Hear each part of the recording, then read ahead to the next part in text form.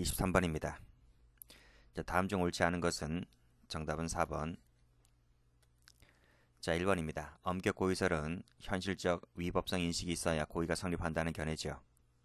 2번. 공직방은 방해할 의사를 요하지 않죠. 3번. 자, 건장한 체격의 군인이 왜소한 사람을 폭행하고 급소인 목을 설골이 부러질 정도로 세게 졸랐다고 했기 때문에 살인죄의 고의가 인정되죠. 3번. 이중적 지위를 인정하는 것이 오늘날의 다수설인데 책임 고의에는 사실인식과 위법성 인식이 포함된다. 자, 위법성 인식은 고의설이든 책임설이든 이중적 지위를 인정하는 견해든 간에 고의 속에는 위법성 인식이 포함되지 않습니다.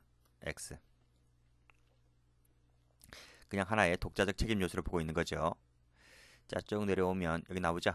위법성 인식은 고의 내용이 속하는 것이 아니라 하나의 독자적인 책임 요소를 이루고 있다는 것입니다.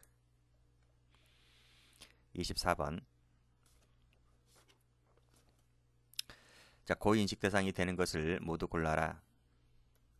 정답은 1번입니다. 자, 수뢰죄에서 공무원이라는 신분 객관적 구성 요건 요소죠. 그래서 행위 주체가 되기 때문에 고의 대상이 되고요. 휴대라는 것도 대상이 되고요. 자, 그렇지만 니은 플러스입니다. 되었다는 사실은 객관적 처벌 조건이기 때문에 대상이 되지 않고요. 친족관계 아니죠. 고소 아닙니다. 소추 조건입니다. 25번. 옳은 것은 1번입니다. 자, 방조범에 있어서 정범의 고의는 미필적이면 되죠. 자, 목적은 미필적 인식이면 된다고 했습니다. 틀렸습니다. 주관적 구성요건 요소의 고의는 고의만으로도 충분하죠. 틀렸습니다. 일정한 이런 동기라든지 목적 같은 경우는 필요 없어요. 용인하고 있었는지 여부는 일반인 그 다음에 행위자죠.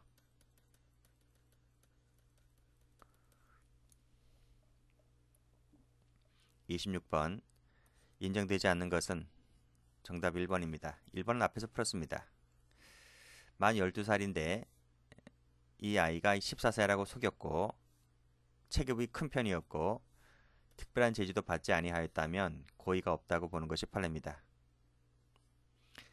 자, 머리나 가슴 부위가 아니라 허벅지와 종아리 부위를 20여 차례 힘껏 찔렀다는 거죠.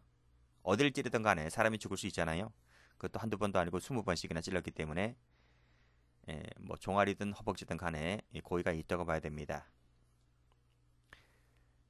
자, 청소년으로 의심이 되는데 정확히 연령도 확인도 하지 아니한 채 고용하여 성매매, 알선 행위를 업으로 하였다면 당연히 고의가 있는 것이죠. 도산이 불가피한 상황임에도 대금 지급이 불가능하게 될 것이라는 것을 충분히 인식하면서도 이러한 사정을 숨기고 납품받았다면 당연히 사기죄의 고의가 있다고 봐야 됩니다. 27번. 다음 중 옳지 않은 것은 정답은 2번. 기억입니다. 미필적 고의만으로도 충분합니다. 틀렸고 흉기를 휴대하고 인식할 것을 요하죠. 틀렸습니다. 중한 결과에 대한 고의가 있어도 결과적 가중범위 성립한다.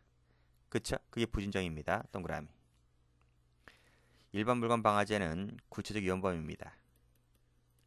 그래서 공공위험 발생은 고의 인식 대상이 되고 이를 인식해야만 됩니다.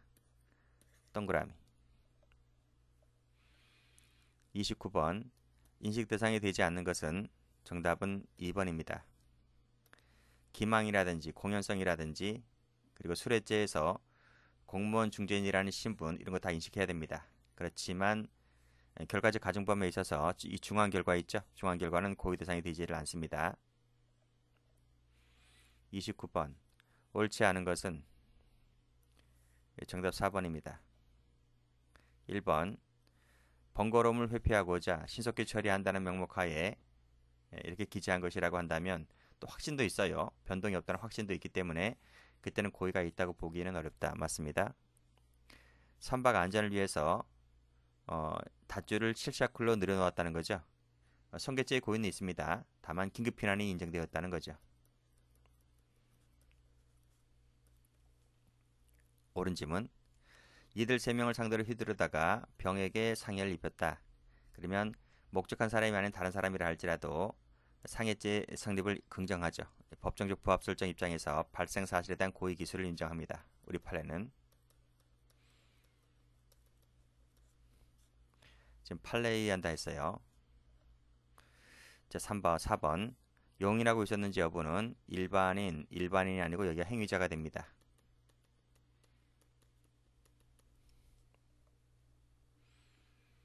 30번. 옳지 않은 것은 정답은 4번입니다. 1번 인식 용인 맞죠? 3번은 눌렀다. 살인죄의 고의가 있고 미필적 고의, 허위사실 적시도 미필적 고의, 사자도 마찬가지로 미필적 고의이면 됩니다. 1번가 들어갔다. 주거침입 범위가 인정되죠? 틀렸습니다. 옳게 설명한 것은 정답 1번. 자, 입증 책임은 검사입니다. 틀렸고 2번 확신 없는 사실 신고하는 건 미필적 고의죠. 범위 인정할 수 있습니다. 틀렸습니다. 능력이 없는 상황 속에서 신용카드를 사용하였다면 당연히 고의가 인정될 수가 있겠죠. 동그라미. 적법한 공고를 거쳤다고 한다면 공고를 거쳤다 할지라도 고의가 인정되지는 않아요. 틀렸습니다. 32번. 옳은 것은 모두 몇 개인가? 정답은 4번. 기억번. 잃어버린 고양이로 잘못 알고 고의가 부정되죠? 탈락. 자, 면허증 앞면에 적성검사 기간이 기재가 되어 있고 경고문구가 되었다 할지라도 미필적이나마 인식했다라고 추산할 수 있습니까? 안 됩니다. X. 의심을 갖게 될 만한 충분한 합리적인 근거가 있다면 그게 나중에 진실하지 아니한 것으로 밝혀졌다 할지라도 그건 나중 문제니까요. 미필적 고의가 부인됩니다. 부인. X.